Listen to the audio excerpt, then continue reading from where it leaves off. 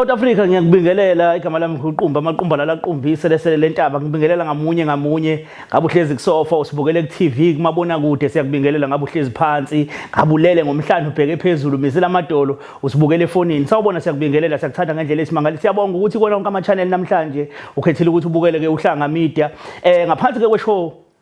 igama la ekuthiwa ke ihwayi mina ebantwini bebonke kungani ukhetha ukuthi lobo buhlungu ubuzwise mina bathi abaningi abantu eSouth Africa wena ubuke wabuka subona ukuthi nangu umuntu ekumele umzuzu ubuhlungu hebafethu ziningi inkinga esibhekene nazo la emhlabeni ziningi izinkinga uthi ubheke lokho khona okunye uthi ubheke lokho khona okunye yabona namhlanje kunabantu owesilisa nowesifazane bashadile laba bantu owesilisa ufuna idivorce mayechaza idivorce yakhe uthi akuyona idivorce kodwa futhi idivorce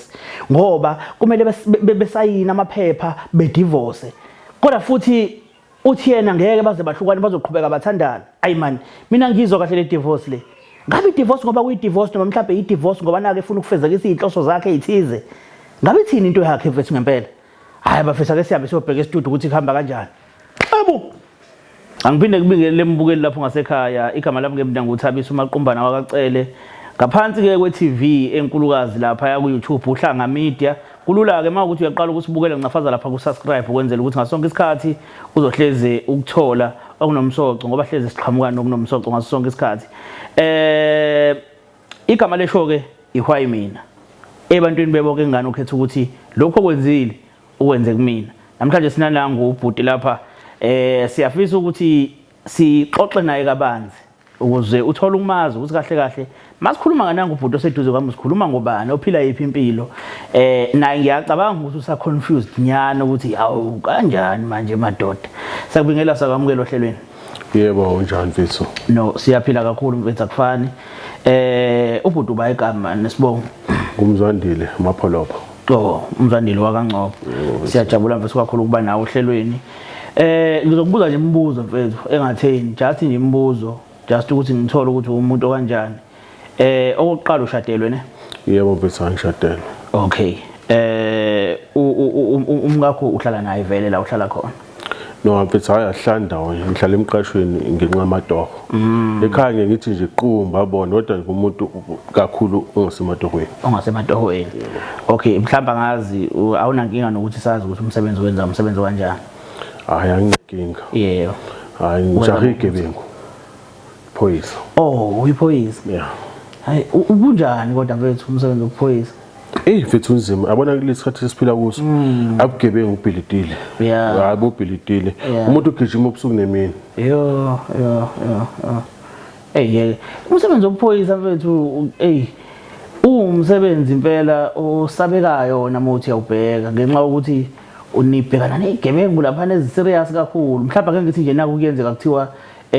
kufanele niyobopha umuntu mhlawumbe obekwaziwa nje owaziwa ukuthi mhlawumbe uyabulala engabunjani uya lapha mhlawumbe uyobopha umuntu onjalo unamuphi umthandazo enhlizweni yabona mfethu lapha ngendlela obucayi ngayo lo msebenzi kwenza noma yini uyabuya ungabuyi kodwa okusekusengqondweni yakho ukuthi ngiyophusha umsebenzi engiqashele wona ngizowenza ngimpumelelo I know mfethu umsebenzi wenza uthanda kuba complicated kakhulu so makwenzekile mhlawumbe wangasebenzi uyakhona ukuya ekhaya ya mengithole lelo thutshana nje ngikahle ngiyababona phela nginengane ngizele indaba ungabala ukuthi nginomfazi wagijima izingane emhlabeni phela izingane ngeke ngiyithole esihlahleni kusho ukuthi ngiyithole kumama yonke into ihamba kahle hayi yonke into mfethu ihamba kahle hayi okay ekhaya la usuka khona mhlambe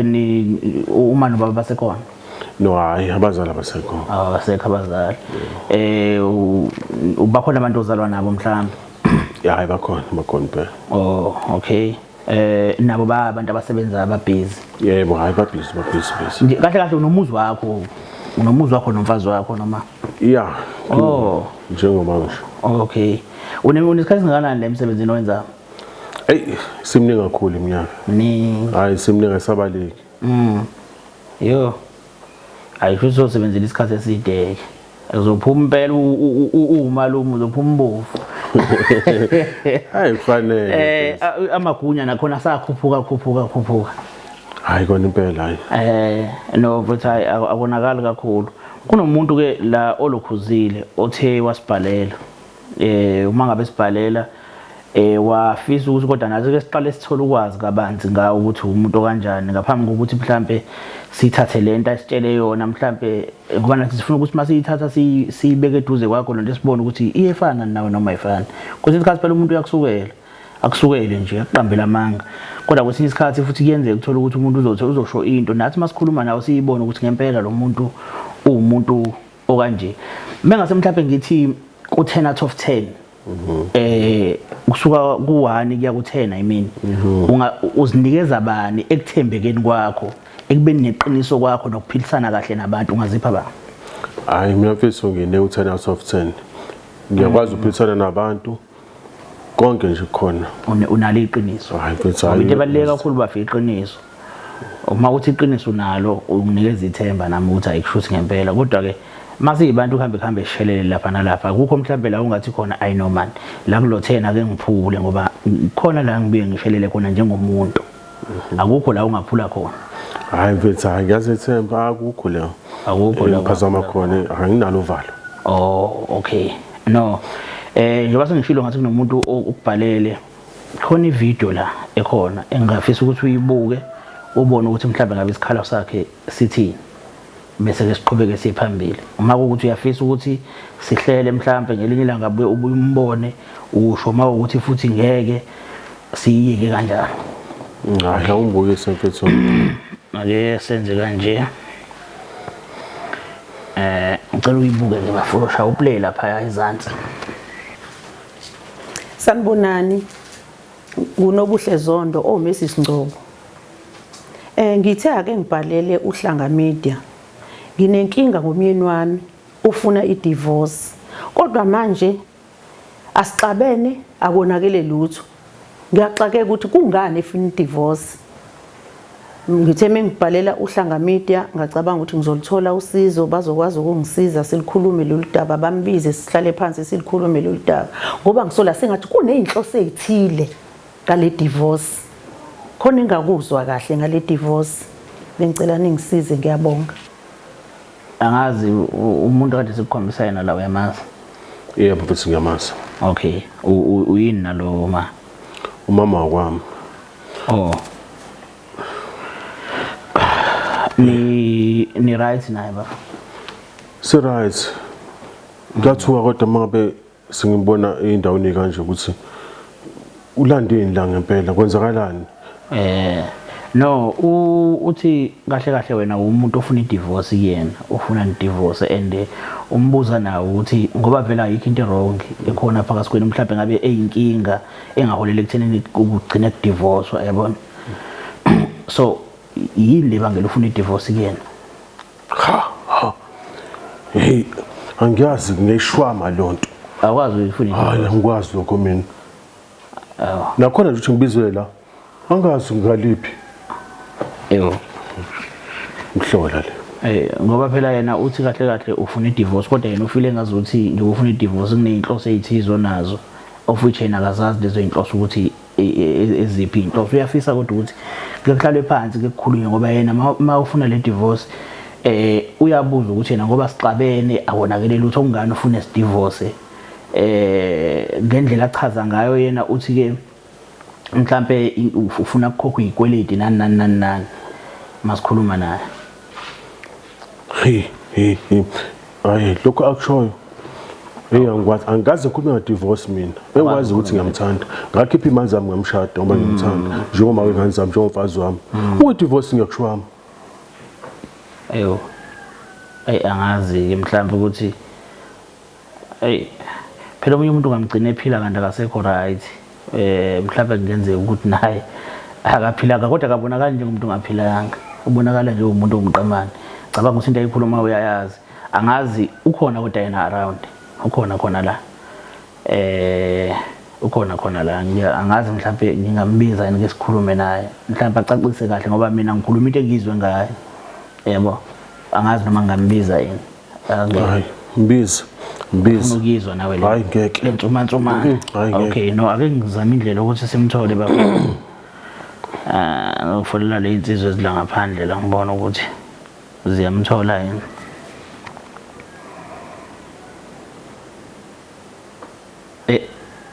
Ngathi yakhatha ngathi ngiphinde ngiyezama futhi. Hayi manje mfakeni. All right. Okay.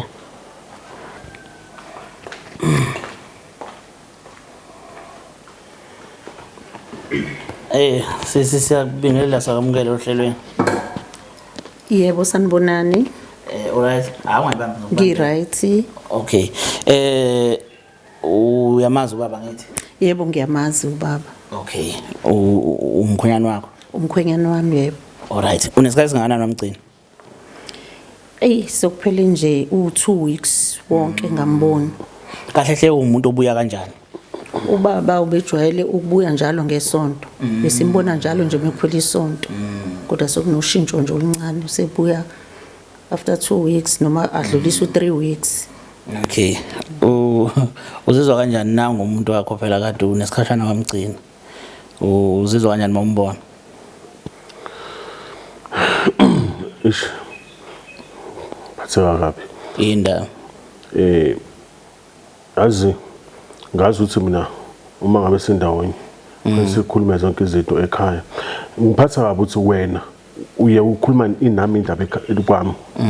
Ungiletha la uzongibonisa nezo. Uzangihleza ngihlonishwa, umhlonishwa mina. Namhlanje uzongibonisa nezo. Yini phela? Hayike baba engikulethele khona la ile ntsuma nendaba ongifikele nayo.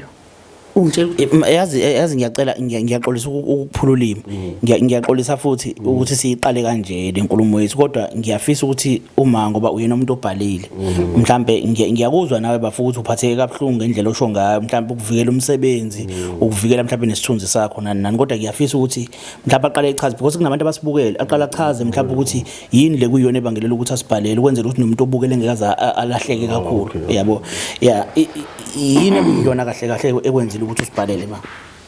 into enza ukuthi nginibhalele umkhwenyana wami uvese nofika nensumansumane yendaba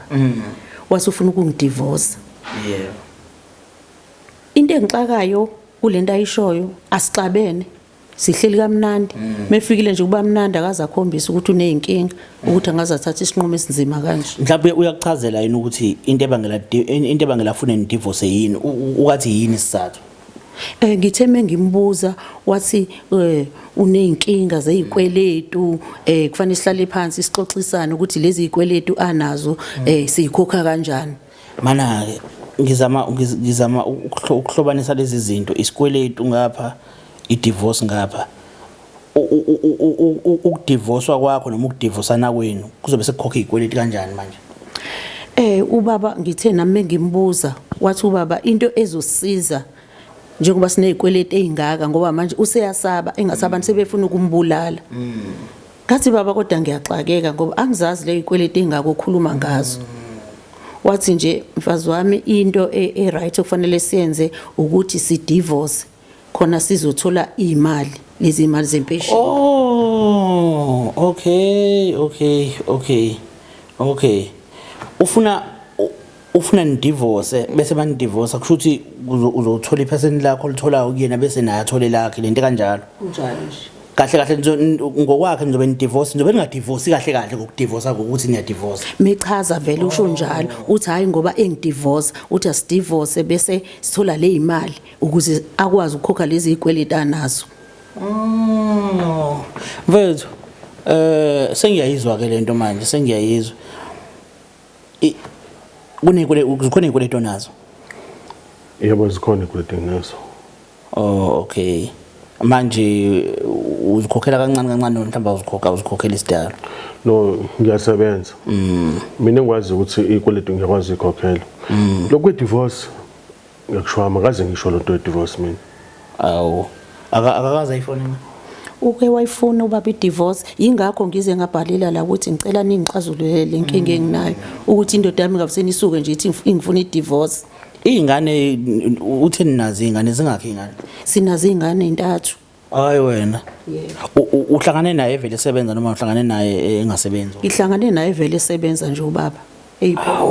ingane yakho uqale iminyaka emingaki ina 26 years. Hayibo lo muntu usesebenzile isikhathi eside phela Dlozi. Yo. Nje le ndlela kodwa yokufuna ukukhokha isikweletu ngathi ayingeke angazi kodwa iyona ndlela nje yodwa leyo bunga onayo ekhanda lakho ukuthi kukhokhe imali mhlawumbe ucabanga indaba yokuvula ibhizinisi yokwenza something nje kodwa ezofaka imali why le yokudivorce ngicabanga ukuthi kunokufaka amabhadi in a way le ndaba ye divorce yini ucabanga yona i-divorce mina ngiyishwama ngikazi ngikhuluma into be-divorce ikweletu ngiyasebenza ngiyahola ngiyayikhokhela ikweletu usho ukuthi uyithatha phi pho le nkulumo yakho ulokhuzana usisi le ukuthi ufunele i-divorce angazi uma behlangana bangani bakhe ukuthi bakhuluma izinto engekho ngami angazi lutho mina hawo uyiphoyisa ngempela wena yazi uyiphoyisa ngempela ngeke ndoda angicabanga kodwa ukuthi usho ukuthi ngicela ukukhuluma iqiniso lento ayikhuluma yiyona lento ayikhulumayo njalo wena yiyona bengeke ngifike lana ngizobika udouble nje ingekho ngimsukela bengeke ngiyenze lento ikakhulu umuntu omthetho ngicabanga ukuthi ingane yakho seyindala lena u26 ma ukhuluma ngalento le oyichazayo njengamanje ziphatheka kanjani zona izingane ingane ayiphathekile kahle neze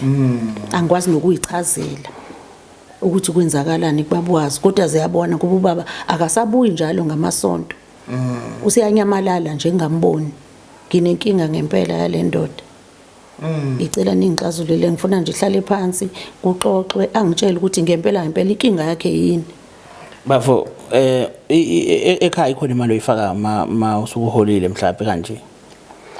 khona imali engifakayo akukho la engiphazama khona konke ukwenza ngendlela konke 100% yabona lezi ndaba kwakhona nje ukuthi angilethele angibonise neze mina umuntu omthetho ngiyahlonishwa ngihloniphekile bangihlambalaza lokho akwenzayo ya angazi kodwa ngicabanga ukuthi mfowethu uma sekuze kwafika la umuntu usuke sehlulekile into kuyikhuluma nawe mhlambe ngokubuka ukuthi uyaqhubeka uyagalawela uyaphambili ayisethi no man ake ngithole omunye umuntu mhlawumbe ongangisiza ukuthi siphume neqiniso kuyona yonke lento le akaphethanga ke lapho umama kukhona okunye ngixoxele kona mayelana nale divorce wena oyifunayo ukuthi khona la ekuhambe khona nolwazi oluthizo lunye alitholayo ngiyazi mina ukuthi ngiyaqonda futhi ukuthi ngempela lento uyenzile ngoba kunobufakazi bokuthi uyenzile yena anabo uyabona so mina ngiya understand ngiyahlonipha futhi umsebenzi wakho kakhulu into kanje nawe kahle akumele ngabe kuyahlangana ukuthi ufuna i-divorce eyimanga ngoba nakuthi ufuna imali kodwa ke likhona iqiniso lilonke la kuyena yebo ubaba ngiyamangala ukuthi uyaphika ngoba nginobufakazi bonke sengihambile ngahamba ngoba ngumfazi bengeke ngihlale nje angifuni i-divorce ngihlale ngithule ngihambile ngathola ubufakazi obugcwele ukuthi ubaba njengoba efuna le divorce ingoba usefuna ukuthatha umunye umfazi and lento ayenzayo into esuke isinesikhathi eside uyitshela ukuthi angiyazi kanti sengiyazi nginobufakazi obuqandula ikhanda ngalento engiyikhulumayo le ayisho ye divorce ngeke ayithole kuba ngazi mana ke mfethu kuyiqiniso ukuthi khona umfazi ofuna ukumthatha kulungile ke okwe divorce asikubeka eceleni ke uyakuphika kona it's okay kuyiqiniso nokuthi khona umfazi ofuna ukumthatha omunye mfethu ngingamthatha kanjani umfazi nginaye lokho angikwazi awazi bafukubuza umbuzo othi ungamthatha kanjani umfazi unaye abantu abanesithembu bayamthatha umfazi evele khona umunye so usiko lethu lisho njalo ma uthanda ukuthatha umunye umfazi uyakwazi ukuthi umthathe so ma uthi ungamthatha kanjani umfazi ubunayo umunye it doesn't make sense mina into engiyibuza kuwena ukuthi ukhona nomunye umfazi ufuna ukumthatha yebo noma cha lokho ngiyakuphika angikwazi akekho umfazi ufuna ukumthatha lokho angikwazi kwasithemba ngifuna lutho nangu umfazi ngina angifuni lutho isithemba kusifuna ngithi that's why uthi qala udivorce nalo bese uthatha umunye because isithemba usifuna ngithi nokudivorce angazi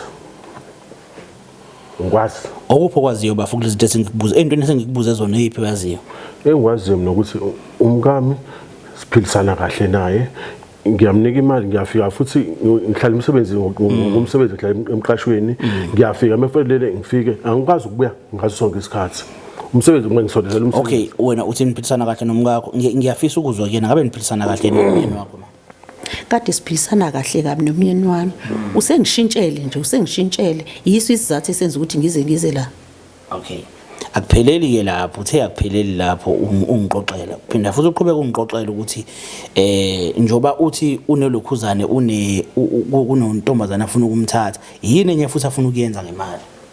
Ubaba ngithola ukuthi ufuna ukulobola lo munye lenenye intombazane. Ubaba le mali ayifunayo ufuna uyoqedela indlu ayakhela yona le ntombazane. Ucathi ngikwazi konke lokho.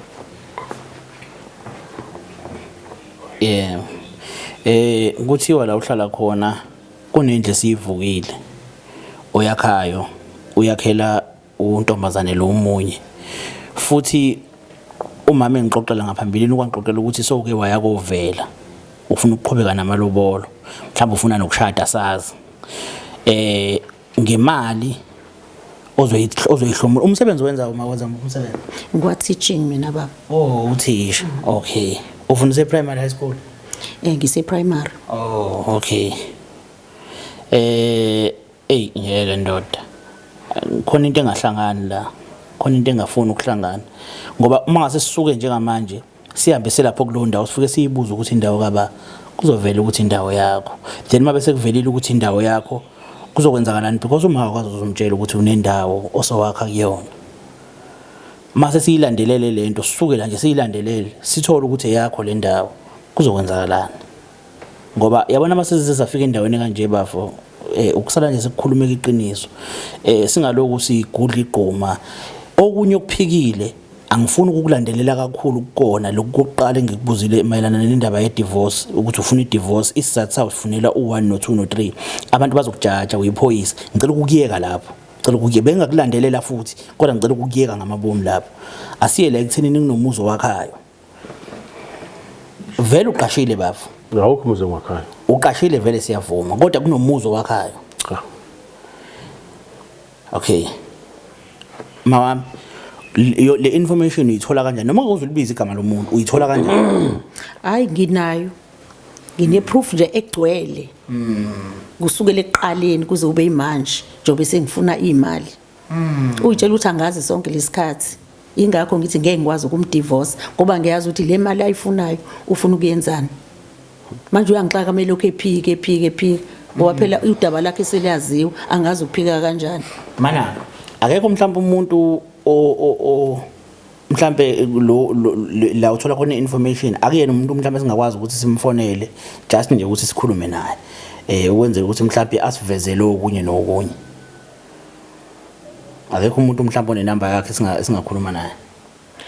onobufakazi hayi ukhona onobufakazi unazo ukhona nje onobufakazi angabeka nje oba ngisho nami mhlawumbe ngaphambi kokuthi bafo sifonele umuntu onobufakazi ake siqale siphindele kuwena futhi kulento esikubuze zona asiyeke divorce asize kule yokuthi kunomuzo wakhayo futhi ukhona intombazana osomcelile ufuna ukuqhubeka namalobolo omshade ngale mali oyifunayo ye divorce lokho kubili nje okomuzo kwentombazana kukhona okwaziyo kukhona kunye akukho kwaziyo okay i divorce asiyeke eceleni uzomnikeza i divorce mawucabanga ma angeke ngikwazi ngoba sengazi ukuthi uyifunelani imali ngeke ngikwazi. Alright ngicela usinikeze my number ngicela usinikeze number inamba kunankinga ngizomnika nje usinikeze inamba sibone ukuthi senza njani uzabona ukuthi la mangaki yeah kanqingetshe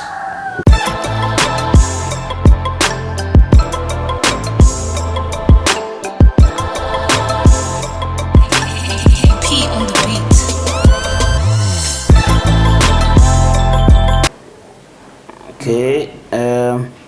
ake silokuza ke sifonele le number le sibone ukuthi kuzophumana uze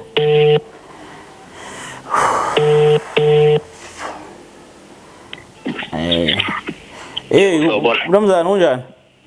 Ngiyaphila njani baba? Sikhona mfowethu nguthabiswe mina ngwacela isibongo ngila eThekwini namaphethelo la ngikhona ngino lokhuzane nginonkosikazi kalokhuzane la nginonkosikazi ka warrant office uNgcobo ngiyambona mfowethu besifuna ukuthola mfowethu ukuthi lapha seqedile nokwakha hayi cha bengaqedwa ukwakha kwenzakalani nje lapha esayithini yakhe isayithini yakhe yeah kulabafana abahlalayo khona abakhayo yabo bathi kulezi insuku angibabona yabo bathi ubekade biyela into egcina ukuyenza ubiyelile nje akuphela hayibo ukuthi kubuye umuntu ojikayo ngoba yena ubuye naye athi kunyamanyamalana kubuye kuthikile emlakhe leli abahlala nalo khona lapha bezocheck ukuthi iprocess ihamba kanjani imeme unkosikazi wakhe hayi intombi yakhe mana iyona le kuthi uyayicela vela iyona impela le athi uyayicela kuthi uyayicela impela hawu no wendoda kulungile mfana kithi akunankinga kulungile siyabonga siyabonga mfethu shap so we Ngcobo hayi bafabona zikhona izinto zokuphikwa mfethu yabona khona into okwazi ukuthi uyiphike uzume ngodonga it's okay hayi sisamukele futhi ukuthi iyaphikwa kodwa uyayibona leyo iphikayo inkinga mfethu ngoba inobufakazi yabo ngithi asiyeke le divorce asibeke eceleni ake sikhulume mfethu ngale yokuthi ufuna ukuthatha umunye umfazi mfethu uyabona nanga umuntu ekhuluma into oyizwayo nawe yabo ukhona umfazi ufuna ukumthatha Mfethu akekho no Ngcobo mfethu hayi Ngcobo masingayiphambili akusisi steps somshado lesi kuyiwa phambili kuyiwe emuva asikhulumeni inkulumo eyaphambili ufikile umkakho la unobufakaza nabo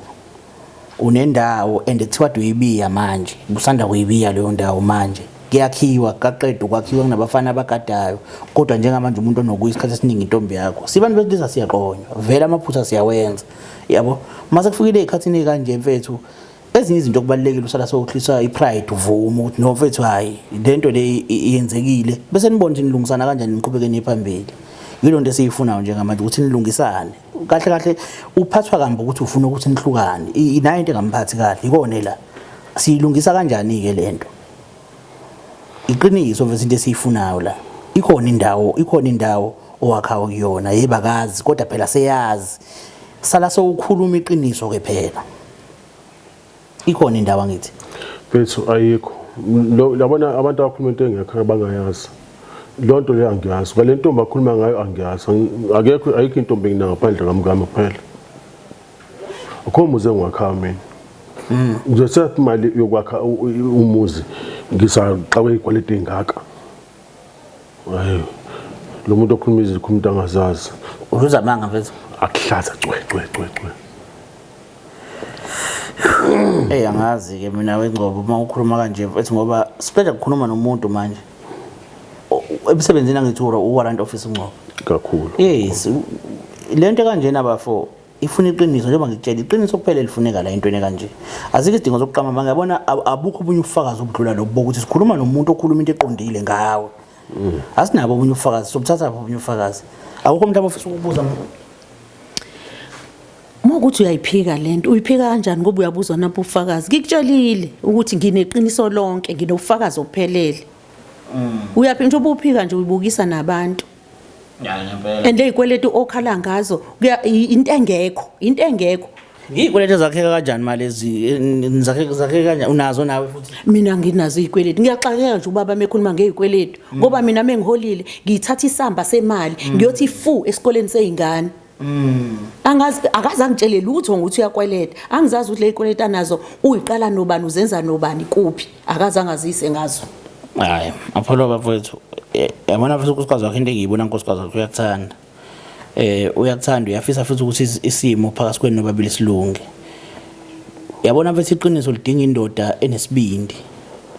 so enesibindi nenentshisekelo yokuqhubekela phambili yabona uma ngabe kufanele ukukhuluma iqiniso so umbiwe kangaka ngiya understand futhi icala lomphikwa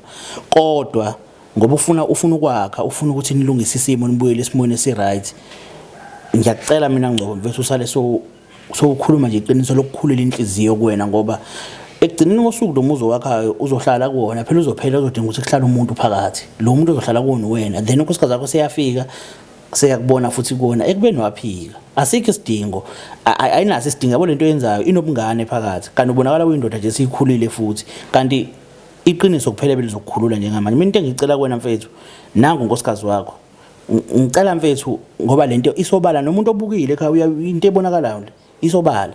and mhlambe uthathile isikweletu ngoba nakubo ufuna uyovusa umuzi mhlawumbe uthathile isikweletu ngoba bofuna ukubiya nje ububile nje wathatha isikweletu ngoba nakubo ufuna uyocela so ucelile so uzenzile zonke lezi zinto lezi unkosikazi wakho akaza awumtshelanga uzazele yena ngendlela yakhe so wenzile wonke lawo maphutha accepta xolisa zehlise vuma xolisa ilonto esiyifunayo kuphela uma kuukuthi ufuna umdivorce ngendlela right yokuthi angisakuthandi ngicela siyeke umale uyabo umali umtshela hayi angisakuthandi ngicela sidivorce ni divorce ngendlela eqondile akuthi udivorce nomuntu abe nethemba lokuthi sisathandana ube wazi wena ukuthi so ushadile omunye umuntu ngale wrong yini mfethu ungasali so uvuma iqiniso lokuthi yebo ufuna ukwenza into esimayifane nale mina okungimangazayo konke lokho akaze ngibuze khona esindawonye njoba esizongibonisa nezwe la kuyangimangaza akwaze umbuzo ukuthi divorce yani la ifuna baba ngithi wangichazela ukuthi yindaba ufuna divorce angithi njoba sobabili sebenzela uhulumeni makuthi siya divorce u50% wemali yakho uza kumina 50% wemali yami uza kuwena yile mali le ofuna ukuyithatha uyoshada lomunye umfazi imali ezingane zami awunamahloni iminyaka emingaka sishadile ngeingane zona uthini uthi izothini mezizwa lemkhuba yakho namanje uyibuyisa nabantu uyaqhubeka uyaphika uphika into enobufakazi obugcwele kodwa Ngcobo mfethu mina ngibona usazithele uthando mfethu uthando phela liyenzeka likape ligcine likweqa wenza izinto nawe uzohamba ekhamba uzole unomuzi wakho uhlala nomfazi wakho nezingane zakho ne happy family then usufuna uqala enye into entsha ofuthi kurong vele Ngcobo siyazi thina ukuthi khona lento lesikhuluma ngayikhona ngoba isikhathi njengamanje sokuthi ukhulume nomngakho ukuthi why kwenzakalani ngiyabona mfethu ukuthi kuyasinda and ukuphika kwakho futhi uphika into efile kuyakusinda ukuthi ukhulume iqiniso ilona thuba leli lifanele ukuthi ukhulume nonkosikazi wakho yebo ngeniqeda ukukhuluma la ngizophinde niqhubeke futhi nikhulume manithola ithuba why kufuze kufike la kwenziwa yini ukuthi kuze kufike la ngoba usamthandi ngiyamthanda kakhulu uyamthanda okay uma ngabe ufuna isithemba uhlala ngani naye phatha ucela isithemba uthi mngami ngicela ukuvusa umuzi wakithi futhi ngiphinde ngibe nomunye umuzi ucele kahle why ungenzanga kanjalo ukube nginaleyo nhloso ngizokhuluma lokho wasekuqaleni ngoba ngikhulumanga lokho hayi mina ngikwazi nje umkami okwe divorce yonke lento imizi evukayo kushaya kushwama mina awukwazi bafana ayikhona Ngcobo ayikhona ndoda akuhlangani mfethu akuhlangani Ngcobo yabona ukuthi isikhathi mfethu umuntu kakhulume ngomlomo ubone ukuthi kuphuma emlonyeni enhlizweni khona okunye nasemqondweni khona okunye kodwa emlomeni kuphuma okunye kurong lokho kurong ukukhuluma amanga nje na uwazi ukuthi amanga uqamba amanga kahle kahle amanga akasenazo isidingo ngoba sobanjiwe kahle ukusala ngoba ngicabanga ukuthi nawe uyazi njengephoyisa ukuthi umuntu mangabe etholakale ukuthi unecala yena waliphika until wazwabanje ukuthi uguilty isigwebo siyanyuka ngoba usezizilimi yasebenzisa ufuna silebele sibhizi sifuna nobufakazi bento engabe ekufanele ngabe kade wayivuma yabo nobe ngathi unkosikazi wakho uyafuna ukuqhubeka nawe uzoqhubeka kanjani usaqhubeka umqambela amanga senobufakazi ngoba ngicela mfethu ukhuluma iqiniso nangu umkakho ngicela ukhuluma iqiniso ukhona untombazane Ngcobo osomthatha vele ukhona untombazane uma sowuthi uyamthatha umenza umfazi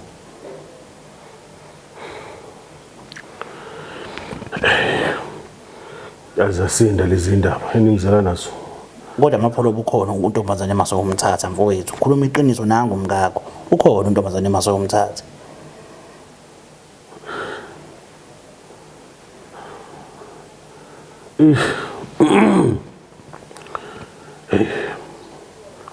ngeke lezi ndaba eningizela nazo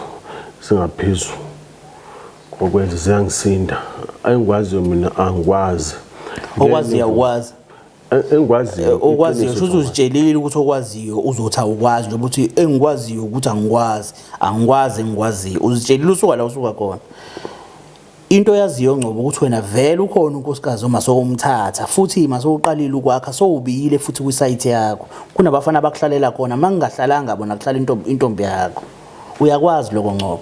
unkosikazi wakho seyakwazi vele seyakwazi wena sekumele usho ukuthi hayi cha ikhona ngempela into enjalo makufanele uqolise mawuqhubeka ugala wena uthi ngiyaqhubeka ngiyamthatha untombazana ngiyakuyeka umtshele futhi akashonga ukuthi uyakuvimba ukuthi imali emungasamthandi kodwa kwenze ngendlela eqondile phela ikhona isite Ngcobo nayo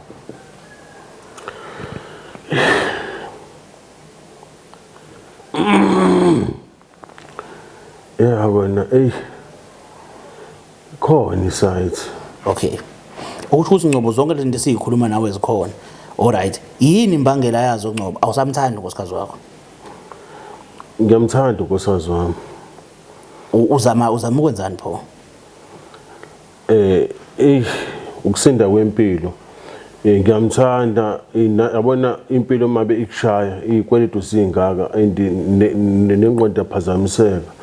kodwa akukhona ukuthi ukuphazamiseka kwenqondo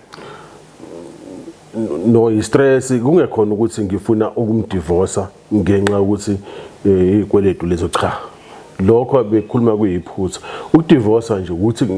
kumele divorce uma kuya ukuthi sekufika isikhathi sokudivorce kodwa hayi ukuthi nginenhloso ukuthi khona ngifuna ukwenza ngemali ezobe sehlukanisele lapho okay weNgcobo wena so uhambile wayocela umfazi wasuke lapho ngaphela umuntu uqala ukukhuluma emsamo kini bese kuyikhona uthatha imali uhambe uyakocela umfazi wena waphumelaphi umqashweni yabona ngaphumela khona emqashweni angithi uyabona ukuthi into yakho vele kazi izilunga from the beginning lento yenza uvele opopayi udlala ikhokhomeloni ushuthi ngathini kuthiwa ubani othome obani othome Njeri oTimon Nphumba uyakanga umdlalo nje uyadlalela mfowethu awukwazi ukuthi ungathi uyolobola uphumele emqashweni into engekho le wawuyenza shuthi awujabulisa leyo ntombazane leyo ngala nkosikazi wakho uhlele emzinweni uhleli nezingane zakho ulindile indoda esebenzayo izobuya yabo so ucelile idivorce idivorce uzomnikeza noma umnikezini idivorce akakhohlwe njengesidomu ngeke ayinuke leyo sengazi ukuthi uyifunelani into embuze ngamanga wathi ufuna divorce khona sothola imali akhokhe izikweletu kanti ufuna ukuthatha le imali zethu ayolobola intombazana uyakholwa ukuthi usakuthanda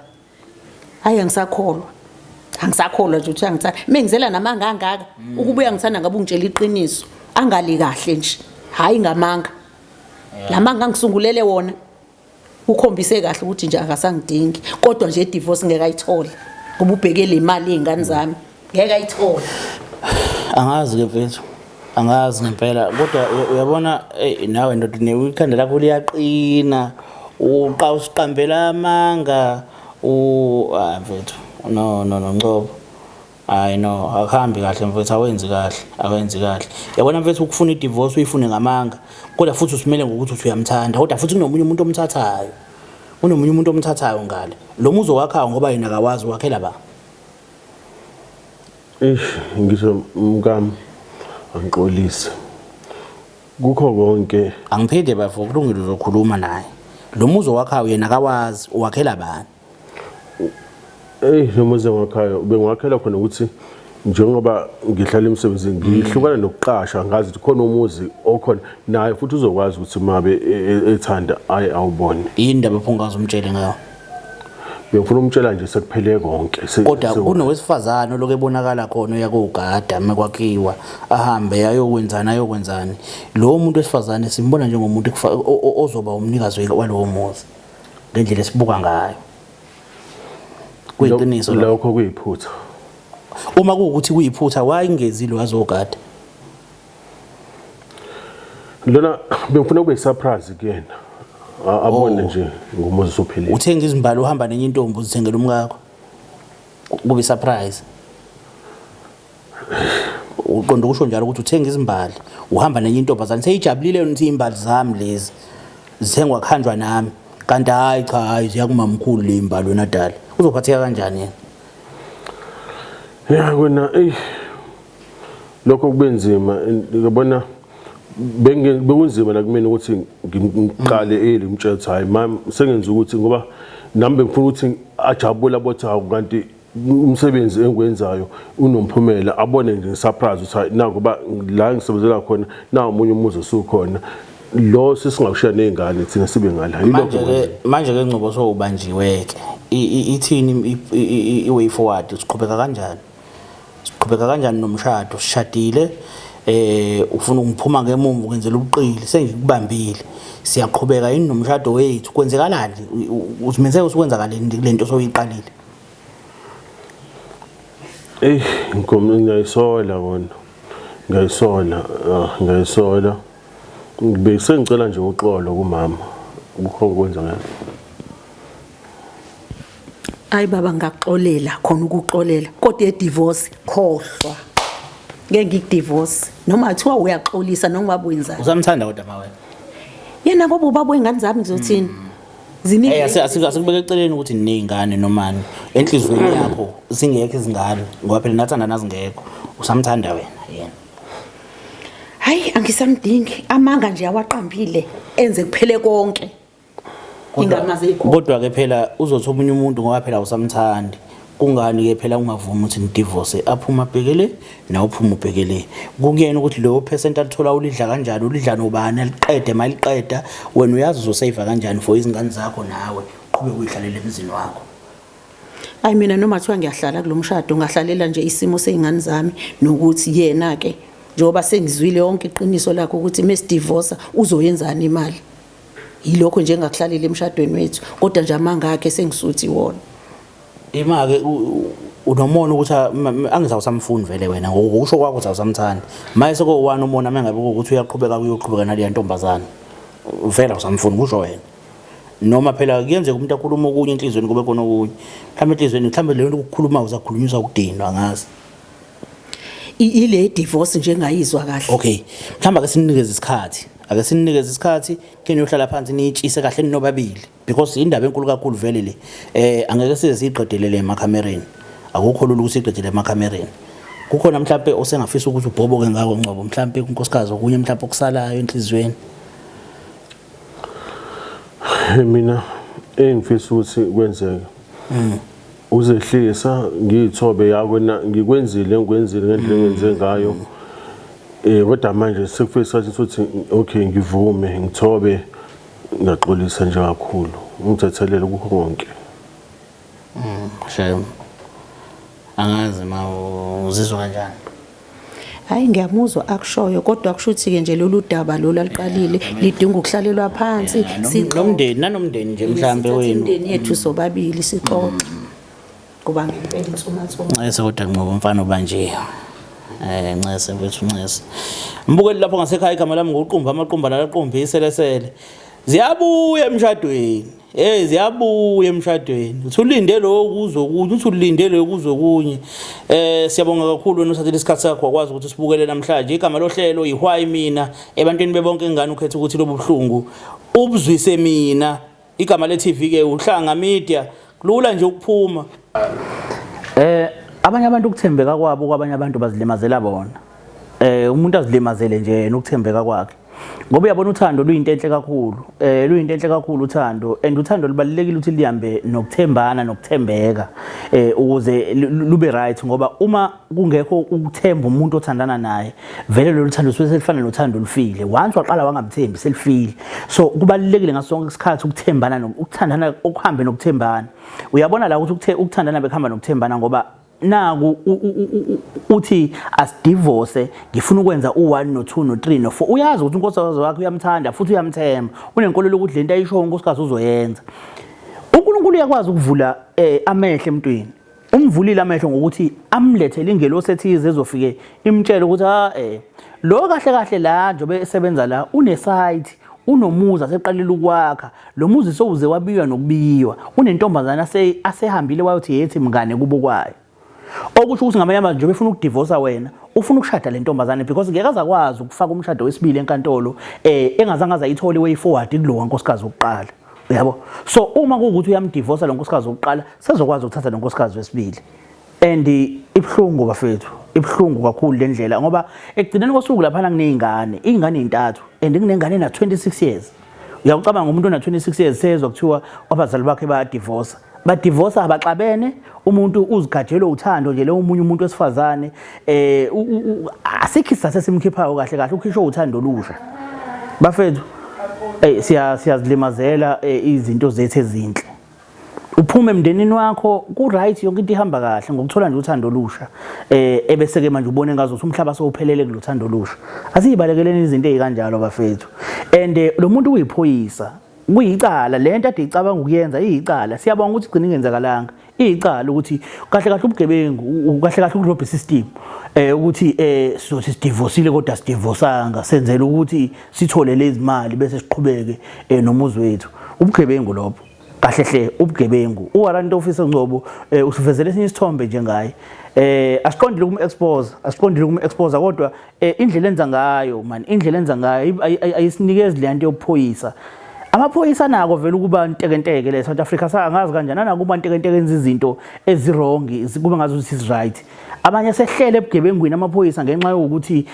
mhlawumbe athi hayi imali esiyiholayo ayisanelisi sesanelisile imali ezike emaceleni esenza ngazi ubukhoshosho nobugebengu ekugcineni kosuku elethu izwe sonke bafethu asizameni indlela yokuthi lelizwe siliqondise ngendlela eright unikeziwe umsebenzi kwathiwa wenze enza umsebenzi oright